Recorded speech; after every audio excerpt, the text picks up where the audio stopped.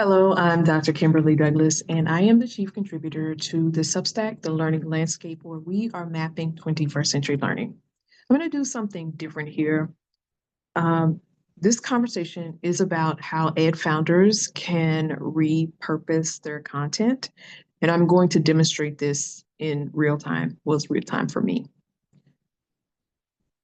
With the learning landscape, that has been about surveying the landscape, looking around, seeing what's out there.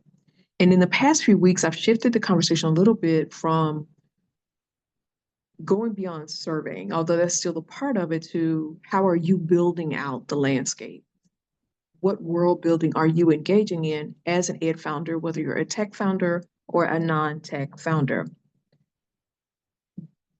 This aligns with an article that someone sent me this week where they were talking about Substacks and what's most effective, and that for these type of media, it's not enough in this attention economy to just provide people information. And also, I think that's especially true for the people who follow me, that people really are looking for tools and steps and guidance and support to help them take action. And that's what I'm doing here by talking about repurposing content so that you can see this, how this works in action. So this conversation is for people who are building. And in general, I think the way the development of this Substack is moving in a direction where it's aimed at people who are building new systems as old systems are crumbling or have been shown to be ineffective or less effective than they should be. This conversation and these conversations on the Substack are about building, whether you're a tech founder or a non-tech founder, what you're building from an educational perspective. You're looking for real supports, and there are real supports embedded in this conversation and in other conversations to come and past conversations as well. So this is a good space for you if you're building, if you're looking for real support, if you are looking for more video format. I will continue to do some text version of these conversations, but that tends to slow me down. I tend to operate more efficiently when I am presenting in an audio visual format. And I think that's okay. But just know that you're probably going to get more of that than you will a text-based conversation with me. Although text-based conversation is still part of what the offering is.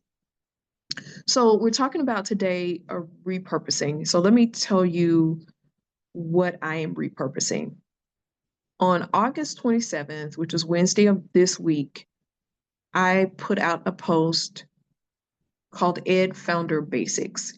In that post, I talked about client for ed founders. I talked about client development. In particular, I referenced an infographic that I'm also going to post a link to that inside this Substack. My founders 5 questions, which an infographic that as you're working, you can put up, you can look at it as a framework for what you're doing. So I put a link to that. I also put a link for you to schedule time with me if you want to talk about client development and you want to talk about pricing in the learning landscape. So those will be available here as well. So from that post, I took the transcript from that post, from my words, and put it inside of the Gemini AI. And I asked Gemini AI to generate a case study for me. And I wanted this done because for years I have thought about how much content I'm generating that should be repurposed and it's just sitting. So my reason for doing this way is 3 reasons. Number 1, I want to demonstrate to you how to repurpose. Number 2, I want to offer you a different way to hear the same conversation that I was having with you on Wednesday or earlier this week. And then I want you to think about how you can show up in the learning landscape, what your role is, what your position is, what your value is in the learning landscape. So to recap or summarize, what I did was I took the transcript from my conversation earlier this week, put it in Gemini and said, hey, I need for you to create a case study for me. And it created a case study, and I had to do some modifications to it to make it do what it needs to do. But for the most part, it did okay. I was pretty pleased with it, again, with some modifications. Let me just say this before I start reading this case study to you. Let me say this. This is one of the things I like about AI, is that it is an enhancement of what I bring to the situation. I think there are many good uses for AI. I think there are many ways to use it that not necessarily uplifts us, but it can be used as an enhancement. It can be used um, to help decorate a little bit, to clarify, to organize, to categorize. It's very helpful in those regards. I am not one of these people that's worried about AI replacing my expertise. It cannot do that. It can only enhance or either take away from my expertise, on paper, take away from my expertise. But I think my work can be better with the right use of AI. And I think this is a really good use of AI. This is a way for me to tell my story in a different way. So I'm grateful to have it. But I'm just going to read this to you. And then I also I'm going to let you go behind the curtain a little bit more, because I'm going to talk to you about what Gemini said I should do to follow up after this. So this person's name is Cara, and this comes from the post where I was giving some advice about client development and about pricing to ed founders. Cara is a fictional character. She's not based on any one person.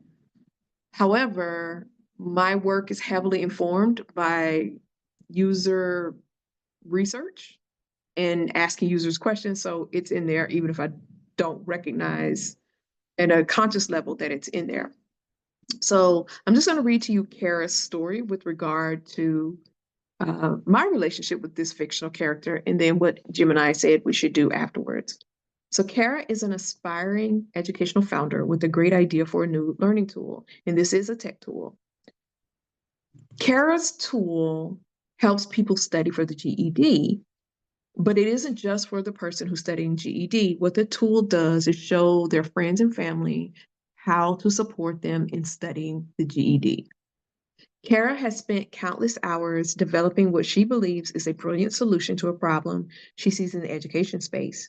She's poured her passion and personal resources into it, and at first, the project feels more like a fulfilling hobby than a serious business venture. Her journey hits a roadblock when she starts to think about pricing. She finds the topic unsettling and feels a sense of unease, right? Because, and let me interrupt here to Cara's story.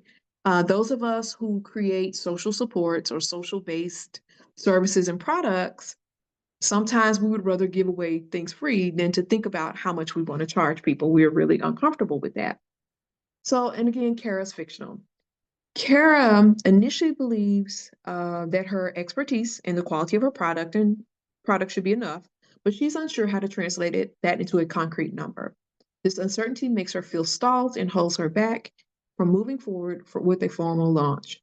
She stumbles upon Dr. Kimberly Douglas's Substack, The Learning Landscape, which shifts her perspective. The content directly addresses her struggle, emphasizing that pricing isn't a feeling but a research finding. This is a pivotal moment for Cara. It was pivotal for Cara. She realizes that her emotional hesitations are a sign that she needs to pivot from simply building to actively researching. Inspired by Dr. Douglas's Founders 5 Questions, Cara decides to do the necessary groundwork. She goes back to the basics, deciding to pause her development efforts and instead focusing on gathering data. Or Cara can hire someone to gather data. She starts with one-to-one interviews, as she wants to get firsthand accounts and understand the real-world needs of her potential users. She also plans to create surveys to tighten her understanding of the problem, so her interviews inform the questions that she would ask on the surveys. Through this process, Cara discovers that while her solution is good, the problem she thought she was solving wasn't as urgent for her target audience as she had assumed. She also learns what her potential customers value most, and crucially, what they would be willing to exchange for the solution. So what they would be willing to pay. These data allow Cara to refine her product and create a pricing strategy that is based on facts, not guesswork. Cara's storyline is one of transformation. She evolves from a passionate creator to a strategic founder by following the literal instructions from Dr. Douglas. She turns her hobby into a viable business, confident in her decisions because they are backed by solid research.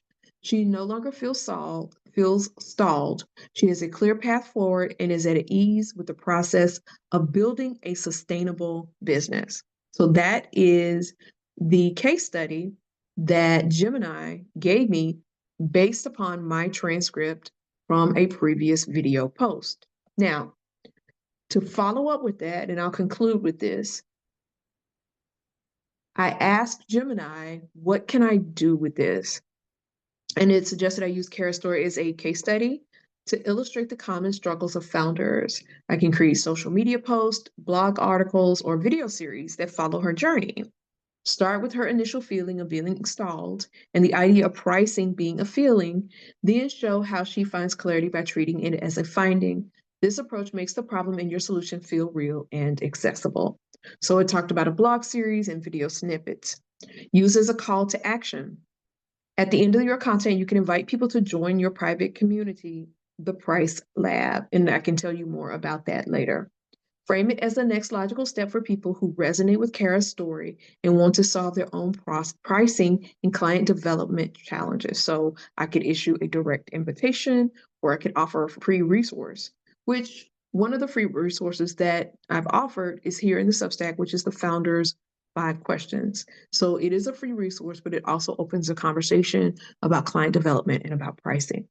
And the final suggestion made here is engage with your audience. Encourage your audience to share their own Cara moments. Ask questions such as, what's the one thing that stalls you on your pricing? Have you ever felt like your business was just a hobby?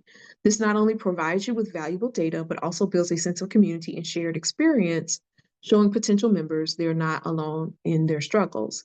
By weaving Cara's journey throughout your marketing, you create a powerful and emotional narrative that goes beyond just talking about your services. You're showing people that you understand their struggles and have a proven path to help them succeed. So this is what Gemini is suggesting, ways that I can talk with you all. So I wanted this to illustrate to you the power of repurposing and to let you behind the curtain to hear my process. I want to know what you're thinking. Like, comment, share. Of course, I encourage you to become a paid subscriber. Click on the links that you see in this Substack so that we can continue talking. This Substack is going to be most useful to you if you are a builder who likes the video format or who prefers the video format above some of the other formats, who wants the support, who wants the tools, who wants the resources, who wants the guidance to help take next steps. This is going to be most useful to you. Let me know if you have any questions. Just give me your general reactions. I'm Southern Baptist. I love affirmation. I need an amen corner. So give me some amens, or that was horrible, go away. What, I know you won't say that, but just give me that feedback to let me know how this landed for you. I would like to keep doing this because this create some additional utility with the main post that I try to put out most weeks. It gives me some additional utility, and then I can drill down and really talk about things that people can hear about themselves. So let me know what your thoughts are about this. Thank you for being here. This is The Learning Landscape. I'm Dr. Kimberly Douglas, and I will talk to you soon. Take care. Goodbye.